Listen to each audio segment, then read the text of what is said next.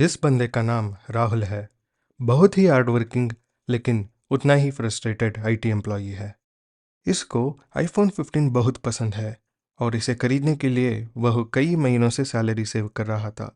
आज सैलरी आते ही इसको खरीदना चाहता था, लेकिन अचानक एक एसएमएस आती है जिसमें कहा गया है कि प्रिय ग्राहक, आपकी केवाईसी डिटेल्स अपडेटेड नहीं है। नीचे दिया गया लिंक से 10 मिनट के अंदर आपकी केवाईसी डिटेल्स को अपडेट करिए, वरना आपकी अकाउंट सस्पेंड हो जाएगी। इस मैसेज को पढ़ के घबरा हुआ राहुल बिना कुछ सोचे समझे केवाईसी डिटेल्स अपडेट करने के लिए वो लिंक के ऊपर क्लिक कर लेता है, लेकिन वह लिंक बैंक वालों की तरह ही दिखने वाली स्कैमर की वेबसाइट को रीडायरेक्ट करता है। राहुल उस वेबसाइट को बैंक वालों का ही समझकर एम पिन एंटर कर लेता है, लेकिन हर बार पिन एंटर करके सबमिट करने के बाद सर्वर बिजी एरर दिखाता है।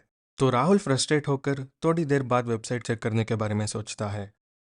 करीब 5 मिनट के बाद बैंक से एक एसएमएस आती है कि आपकी बैंक अकाउंट से अमाउंट डेबिट किया गया है। ये देखकर राहुल काफ़ी हैरान हो जाता है, इसलिए अकाउंट बैलेंस चेक करने के लिए बैंक की ऐप में लॉगिन करता है। लेकिन वहाँ अकाउंट बैलेंस देखा तो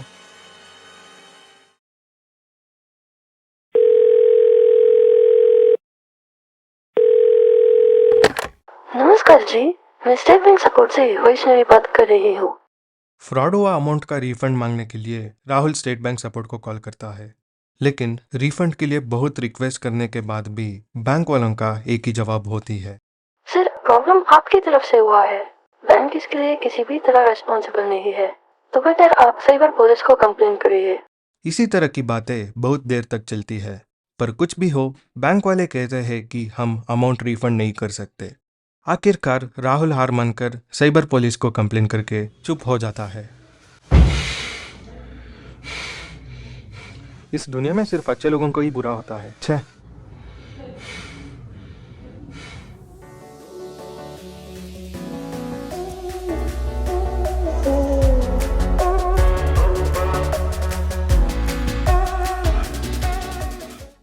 इस दुनिया में अच्छे लोगों को ही सिर्फ बुरे चीज़ें होती है या बुरे लोगों को ही सिर्फ अच्छी चीज़ें होती है, पता नहीं। लेकिन एक बात सच है, जहाँ पर अच्छी चीज़ें हैं वहाँ पर बुरे चीज़ें भी होती है। हमारे फिजिकल वर्ल्ड में फिजिकल वैल्यूबल्स को चोरी करने वालों को चोर बोलते हैं, लेकिन डिजिटल दुनिया में इंफॉर्मेशन या पैसे चोरी करने वालों को स्कैमर या हैकर कहा जाता है। आजकल एसएमएस बेस्ड स्कैम्स बहुत बढ़ गया है। स्कैमर्स करने वाले ये स्कैम से राहुल जैसे सामान्य लोग इसका बली हो रहे हैं। ये बढ़ता हुआ ऑनलाइन स्कैम्स को ट्राई ने नोटिस किया। ट्राई मतलब telecom regulatory authority of India. ये एक गवर्नमेंट की रेगुलेटरी बॉडी है। अब बैंकिंग सेक्टर को रेगुलेट करने के लिए आरबीआई है, शेयर मार्केट को रेगुलेट करने के लिए सेबी है, उसी तरह टेलीकॉम सेक्टर को मतलब एयरटेल, जियो, बीएसएनएल इन जैसी कंपनीज को रेगुलेट करने के लिए ट्राई है। ट्राई ने 2018 में टीसीसी सीपीआर रेगुलेशन पास किया। इस रेगुलेशन के अनुसार कोई भी कंपनी अपनी यूजर्स को एसएमएस भेजना चाहती है तो सबसे पहले उन कंपनियों को एक टेलीकॉम कंपनी के पास डीएलटी रजिस्ट्रेशन करवाना पड़ेगा। डीएलटी रजिस्ट्रेशन मतलब जैसे हम एक सिम कार्ड खरीदने के वक्त एक टेलीकॉम ऑपरेटर के पास रजिस्टर होते हैं, उसी तरह जो भी कंपनी एसएमएस भेजना चाहती है उन्हें एक टेलीकॉम ऑपरेटर के पास रजिस्टर होना पड़ेगा। इसके बाद एक सेंडर आईडी को सबमिट करके अप्रूव करवाना पड़ेगा। एक्चुअली ये सेंडर आईडी क्या है? इसे आप हर दिन देखते होंगे, बस आपको पता नहीं होगा कि ये क्या है। सेंडर आईडी मतलब अगर आपको एक एसएमएस आती है तो उसको कौन सी कंपनी या गवर्नमेंट ने भेजा पहचानने के लिए ये सेंडर आईडी को क्रिएट कर दिया गया। ये आईडी फिलहाल 9 कैरेक्टर्स की होती है और आने वाले सालों में गवर्नमेंट ने इसे 11 कैरेक्टर तक होने के लिए भी परमिशन दिया है। और ये सब कैरेक्टर्स एक पर्टिकुलर फॉर्मेट में होते हैं। सबसे पहले 2 कैरेक्टर्स होती है, फिर एक आइफन होती है और आखिर में 6 कैरेक्टर्स होती है। यहाँ पर एक्स कैरेक्टर ये डिनोट करता है कि कौन सी कंपनी की नेटवर्क को यूज़ करके उस एसएमएस को भेज दिया गया। उदाहरण के लिए एक्स जगह पे ए कैरेक्टर है तो इसका मतलब एयरटेल नेटवर्क को यूज़ करके एसएमएस भेज दिया गया था, और वहीं पर बी होता तो इसका मतलब बीएसएनएल नेटवर्क यूज़ किया है। नेक्स्ट, वाई कैरेक्टर टीएसपी का लाइसेंस सर्विस एरिया को डिनोट करता है। लाइसेंस सर्विस एरिया मतलब वो इंडियन स्टेट्स को इंडिकेट करता है। उदाहरण के लिए यहाँ पर वही जगह पे ए कैरेक्टर है तो licence service area Andhra Pradesh है, और वहीं पर कर्नाटका स्टेट के लिए वो एक्स कैरेक्टर से इंडिकेटेड होगा। आखिर में रहने वाले 6 कैरेक्टर्स को हेडर्स कहा जाता है। ये गवर्नमेंट की बॉडीज को या कंपनियों को असाइन होगा। चलिए अब हेडर्स के बारे में और ज़्यादा जानते हैं। सबसे पहले हेडर्स को सेंडर आईडी भी कहा जाता है। हेडर नेम्स को ऐसे क्रिएट करते हैं कि उसे देखते ही हमें पता चलनी चाहिए कि उस एसएमएस को कौन सी कंपनी ने भेजी है। यहाँ पर आप हेडर का नाम देख सकते हो, CBS SBI मतलब SBI बैंक ने भेजा है। नेक्स्ट कोटक भी मतलब कोटक महिंद्रा बैंक ने भेजा है। आखिर में है PVR CIN, इसका मतलब है PVR सिनेमास ने एसएमएस भेजी है। ये हेडर्स केस सेंसिटिव होते हैं, मतलब सेम हेडर्स जो अपर केस में है वो एक कंपनी को असाइन हो सकते हैं और जो स्मॉल लेटर्स में है वो दूसरी कंपनी को असाइन हो सकते हैं। एक ऑर्गेनाइजेशन को असाइन हुआ हेडर दूसरा ऑर्गेनाइजेशन यूज नहीं कर सकता। उदाहरण के लिए CBS SBI header SBI bank को असाइन हो चुकी है, इसलिए उसे कोटक महिंद्रा बैंक यूज नहीं कर सकता। एक कंपनी को एक से ज़्यादा हेडर्स असाइन हो सकते हैं।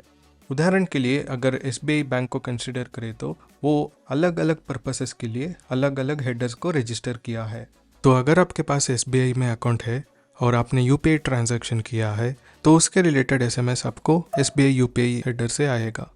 और अगर आपने ATM में अमाउंट विथड्रॉ या डिपॉजिट किया है तो उसके रिलेटेड इन्फॉर्मेशन आपको ATM SBI हेडर से आएगा। और आखिर में हम हेडर्स को यूज़ करके SMS का सेंडर को आइडेंटिफाई कर सकते हैं, चाहे वो हेडर्स अल्फ़ाबेट्स का हो या डिजिट्स का। इससे हम SMS स्कैम से बच सकते हैं। लेकिन कैसे, चलिए जानते हैं। सबसे पहले ब्राउज़र टैब को ओपन करके स्क्रीन पे दिया गया लिंक पे जाइए। ये लिंक ट्राई का हेडर इंफॉर्मेशन पोर्टल लोड करेगा। अब डाउनलोड और व्यू हेडर डिटेल सेक्शन के नीचे आपका ईमेल आईडी, नाम, कैप्चा एंटर करके कंटिन्यू क्लिक कीजिए। एक OTP आएगा, उसे एंटर करके लॉगिन हो जाइए। ये header and principal entities details page में आप देख सकते हो, ये हमें SMS का प्रीफिक्स और हेडर नेम एंटर करने के लिए बोल रहा है। यहाँ पर प्रीफिक्स मतलब X और Y मतलब टेलीकम्युनिकेशन सर्विस प्रोवाइडर और लाइसेंस सर्विस एरिया। तो हमें प्रीफिक्स एंटर करने की ज़रूरत नहीं है क्योंकि प्रीफिक्स हमेशा सेम नहीं होता। उदाहरण के लिए अगर आपको CBS SBI से SMS आती है तो उसका प्रीफिक्स एक बार BX हो सकती है और दूसरा बार JA हो सकती है। तो इस तरह ये डिफरेंट कॉम्बिनेशंस में चेंज होता रहेगा। लेकिन हो सकता है कि ये डिफरेंट कॉम्बिनेशंस का डिटेल्स ट्राई के पास ना हो, तो तब अगर आप सर्च करोगे तो आपको डेटा नॉट फाउंड एरर दिखाएगा। तो ट्राई ने ही यहाँ पर रेड एस्टेरिस्क मार्क करके बताया है कि हेडर नेम एंटर करोगे तो भी काफ़ी है। अब जब मैं यहाँ CBS SBI header name enter करता हूँ तो नीचे उस कंपनी का हेडर नेम, कंपनी नेम और उस कंपनी का रजिस्टर्ड या हेड ऑफिस एड्रेस दिखाएगा। तो इस तरह हम SMS की सेंडर को आइडेंटिफाई कर सकते हैं। नेक्स्ट कोटक महिंद्रा बैंक की हेडर देखें तो इन्होंने स्मॉल लेटर्स में भी हेडर को रजिस्टर किया है। और अगर आप यहाँ पर मिडिल रो को ऑब्जर्व करेंगे तो हेडर का नाम तो कोटक भी है, कोटक कैपिटल लेटर्स में और B स्मॉल लेटर में, लेकिन कंपनी का नाम और एड्रेस ऑब्जर्व कीजिए, ये कोटक महिंद्रा बैंक की नहीं बल्कि आर्मेका फाइनेंशियल कंसल्टेंट्स प्राइवेट लिमिटेड का हेडर है। तो इस तरह की केसेस भी होती है, सावधान रहे। अब तक आपने अल्फ़ाबेट्स बेस्ड हेडर डिटेल्स को देखा, इसके अलावा डिजिट्स बेस्ड हेडर डिटेल्स को भी देख सकते हैं। आखिर में कैशिफाई कंपनी का हेडर को देखते हैं। यहाँ पर लगता है एक प्रॉब्लम है। हेडर नेम तो CASHFI कैशिफाई कंपनी को डिनोट करने जैसा है, लेकिन बगल में देखिए कंपनी का नाम मनक वेस्ट मैनेजमेंट प्राइवेट लिमिटेड है, कैशिफाई नहीं। तो ये स्कैम जैसा दिखता है ना? बिल्कुल नहीं, क्योंकि कुछ कंपनीज रजिस्ट्रेशन एक नाम पे करती है लेकिन उनकी ब्रांड नेम अलग ही होती है। तो कैशिफाई का भी यही केस है, इनकी ब्रांड नेम कैशिफाई है पर उनकी कंपनी मनक वेस्ट मैनेजमेंट प्राइवेट लिमिटेड नाम से रजिस्टर हुआ है। इस तरह की केसेस को आप उस पर्टिकुलर कंपनी की वेबसाइट पे जाके देखोगे तो आपको और ज़्यादा जानकारी मिलेगी। तो इस तरह आपको आया हुआ SMS जेन्युइन है या स्कैम है, ट्राई का हेडर इन्फॉर्मेशन पोर्टल यूज़ करके चेक कर सकते हो।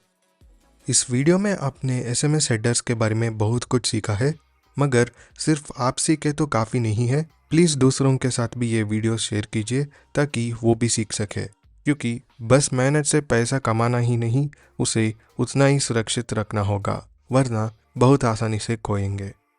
इसी तरह अमेजिंग टेक वीडियोस देखने के लिए वीडियो को लाइक कीजिए और चैनल को भी सब्सक्राइब कीजिए। मैं फिर से आपको अगले वीडियो में मिलता हूँ। जय हिंद, वंदे मातरम।